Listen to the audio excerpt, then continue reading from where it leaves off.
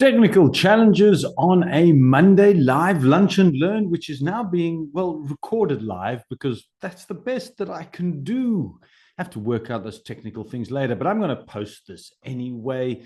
So without having live interactions, well, technically, we just make the best that we can do. And in my case, well, breathe through the Monday technical challenges. Let's jump in to this week, the 3rd of February's live lunch and learn. How to know what your core values are to know the true direction of your life. When I first discovered my values, it was a light bulb moment of clarity for me. I'm going to share a little bit of my story of what the result or the outcome was shortly. But it took many years to go on of me going on a journey of self-discovery to find out who I am and why I'm here and what my ultimate purpose is. Now, the portion of what I'm going to be sharing with you today in this live lunch and learn comes from my life mastery journey for ambitious leaders. We're in the second stage of this. We talk about knowing who you are. Now, this is a key part of that clarity moment to understand yourself at your core, and specifically diving deep into the value principles from Dr. John Demartini, who's a master at this. I mean, 5 decades of teaching and coaching on values should mean that he's, well, one of the leaders in the world. So what is this values? And it's bashed around a lot at the moment. So you see that people are talking about values, and we're not talking about love, integrity, honesty. There's something deeper than this. So the values here that we're talking about are your motivators. Often we look at them as ethical behaviors or decisions, like, as I've said, honesty, respect, integrity. These are behaviors, and these are influenced by culture, religion, society, taught to us by preachers, teachers, parents, and they're generally imposed on us. Now, I'm not saying there's anything wrong with those, but the values that we're speaking about here today are personally defined. These values are your primary drivers of your human behavior. And when you understand these values, that's when you unlock a deep-seated motivation. When you then align these values to your whys, the reason you get up in the morning, that's when you have the total fulfillment and clarity for what it is that your life is all about. So values are individual, they're subjective, they're deeply rooted in you as a person, not the designed ones imposed by society. Those ones accepted. These are slightly different. I'll give you a quick example of this. Let's say you have a mom and she's got 2 young kids. When she goes shopping, what is the mom looking for when she's shopping? Now, all of her life is pretty much built around the security, the upbringing, the wellness, the education of her 2 children. So in a shopping mall, she's going to look for children's education, children's book, children's food. These things are all aligned to what is valuable and of value to her in that moment. Now, when you have a look at little Johnny, her son, does he have the same values as mom? Or is he looking at the latest computer game or the latest toys?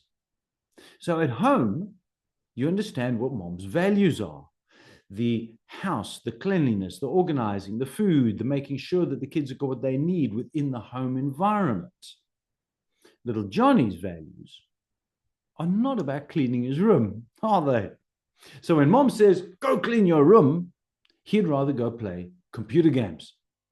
So what if mom turned her desire for her values to teach them to her son by knowing what his values are?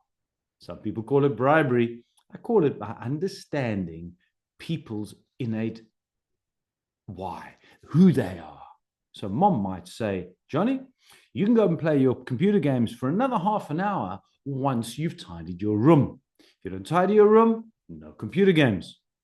Do you think Johnny's going to be a little bit more incentivized then in order to go and play computer games? Now, Mark Manson, he wrote an amazing book called The Subtle Art of Not Giving a Fuck, wrote, the innermost part is the most difficult to reach, but it is the most important innermost part of self, he's talking about. It's most important as our values determine the nature of our problems, and our problems determine the direction of our lives. For many people, this may take years to work out, requiring therapy and asking loads of why questions. Why do you feel like that? Why can't I just do this? Why do you constantly fail at your goals? Why do you feel uninspired?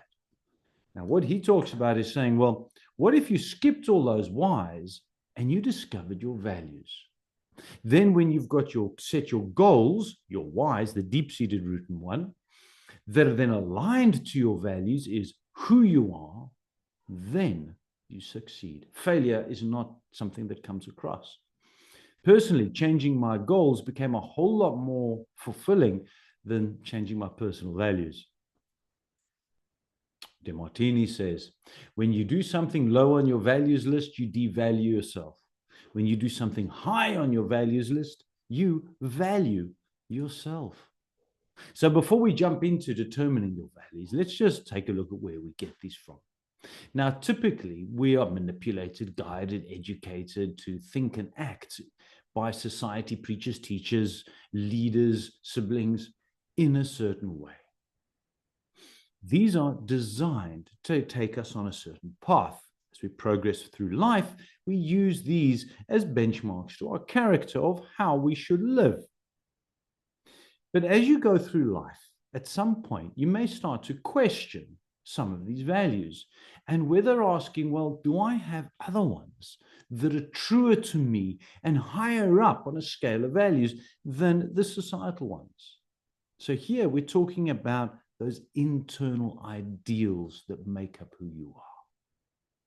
Years ago, for example, quick story for you, I had created, this is BC before COVID.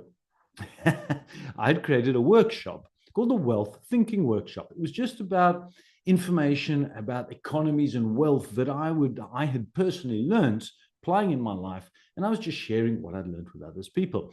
But when COVID came along, we shut our offices, you know the story, but people kept asking me questions. And I go, well, I actually got that answer to that. And I was asked by a number of people, why don't you write a book? And I never really had a book on my radar. It wasn't important. It wasn't of value to me. So I procrastinated on it, and the information sat there. I had it all, but I just never did it. And then one day I sat down and I thought, and hold on, why am I procrastinating on this? What is the sign behind the procrastination? So I had a look at the reason for writing the book.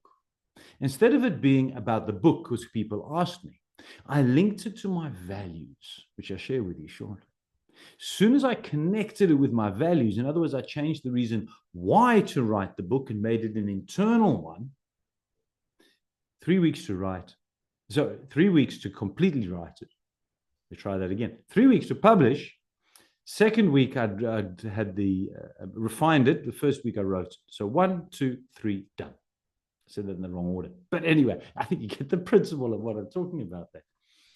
And that's the book. 5 reasons your neighbor's cat has more wealth than you.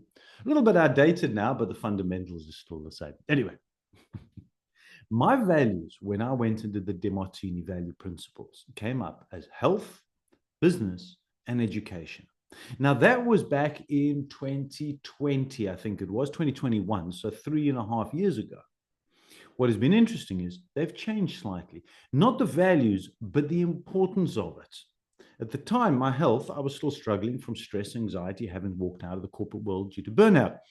Business was integral for me, cash flow, but education was third. Now, being what my business is, education has moved up number 1, business second, and health third. But the principles of my values are still remaining. And when I worked this out, it was that light bulb moment. See, I'd started a business in 2018 called Wellness, Wealth, and Wisdom Legacy. Now, at the time, I didn't connect it, but here we are. So there's a lot of information, and I'm going to just share a very quick clip from Dr. John Demartini for you. Whenever you hear yourself saying, I should do this, I ought to be doing this, I need to do this, I got to do this, I have to do this, I must do this, I have to do this, that's an imperative deontological duty that you feel you're going to do. You're living by ought tos instead of what you would really love tos. And most people don't even know what their values are. And I've asked, gosh, tens of thousands of people over the years to define and write what they think their values are. And then I do a more objective evaluation, and it's not the same. What they write are ideals, you know, honesty, integrity, peace, and all this other stuff. It's just bullshit instead of what their life is actually demonstrating is important to them. And engaging is about linking whatever you're doing, whatever you're perceiving, to whatever's highest on your values. So you start to see things on the way, not in the way. And you see things as feedback, not frustration or failure. I love that. You see things on the way, not in the way, and you see things as feedback, not frustration. So to determine your values, we're going to use Dr. John Demartini. I'm not here to recreate it. He's the one who's created it. And in the link below, in the comments below, is his link for demartini.com values. It's a free exercise you can do. It's the ideal place to actually do it, because you can not only, you register when you first sign up, and then you can go back and do it. So then 3 months, 6 months, 12 months down the line, do it again, and you compare to see how your values has changed as who you are develops and grows. So what is next? Well, if you've been following my previous Lunch and Learns, you'll start to see the connection between your values, who you are, and the self-centered cycle where who you are is core and everything around you, your why, your how, and your what influences who you are, influences your how, your why, and your what. So go back and have a look at the previous Lunch and Learns to find out more. For when you align your why you're in business, why you're doing this job, and it's connected to who you are, your values, you find long-term success. You can align who you are, manipulate why you do what you do, but to who you are is core. When there's a disconnect to what you're doing in the job, so if your values are not connected to the work or the business that you run, there's a disconnect. You will struggle, you will find strife, you'll procrastinate, and you will likely burn out in the end. There's a very strong correlation, scientifically proven, between a person's personal values aligned to the business. But don't try and change yours to fit the business. That's inauthentic. It's wearing a mask. You need to ensure that the business that you're in is aligned to who you are. That you can change externally. Internally, manipulation, that will lead to brownout, sliding into burnout. So next week, look out for how we're going to take this to the next level and begin crafting your purpose statement. That is extremely powerful. It becomes the guiding light statement for what you're doing as you move through life. Here, you find fulfillment, peace, and harmony. So until Monday next week, I hope to have sorted out my technical challenges by then. This is just the life that we deal with, isn't it? It's Tim saying, ciao for now.